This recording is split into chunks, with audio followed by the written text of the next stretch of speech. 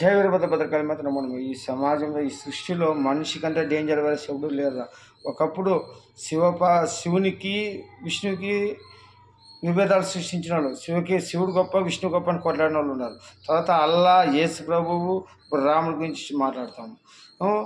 ఇట్లా ఇప్పుడు కులాలు మతాలు ఇట్లా ఏదరా అన్నిటికంటే డేంజర్ వైరస్ మనిషే. వీడు స్వార్థం కోసము, రాజకీయాల కోసము, పదవుల కోసం అప్పట్లో రాజులు, ఇప్పుడు రాజకీయ నాయకులు ఎవరు దీంట్లోనే ఏం తక్కువ చేసుకోవడం. అందుకనే మీరు నారదడానికి ఇప్పుడు కలియుగంలో వీరభద్రయుగంలో వీరభగవసంతరాలు వచ్చి దుష్ట శిక్షణ శిక్షరక్షణ చేస్తూ మనల్ని గాడిలో పెట్టి నారదీసి విశ్వగురువు వచ్చి ఆ ఋషికొండలో పీఠం మీద కూర్చొని ఇది ఒకటి బాగా గుర్తుపెట్టుకున్నాడు. ఋషికొండ గురించి ఎందుకు చెప్తుంటే ఇది మా నాయన ఆజ్ఞానం అనేది ముందు భవిష్యత్తులో మీకే తెలుసు. ఋషికొండలో శివుని కొండల్లోన ఇప్పుడు జగన్ గారు కట్టించిన ఋషికొండల ప్యాలెస్సే ఇప్పుడు మా నాయన పీఠం అవుతుంది. ముందు మీకు అర్థమవుతుంది ఇవన్నీ ఎందుకు చెప్తున్నాయి. ఇది మా నాయన ఆజ్ఞానం ఇవన్నీ భవిష్యత్తులో జరిగేది. ఆయన పీఠం మీద కూర్చొని దిశానిర్దేశంతో భారతదేశాన్ని ఎట్లా పాలించి రాజకీయాలను పాతాలను తొక్కి మనకి దుష్ట శిక్షణ శిక్ష రక్షణ చేస్తూ పాలిస్తాడు వీరభద్రుడు. జయ వీరభద్రుడు.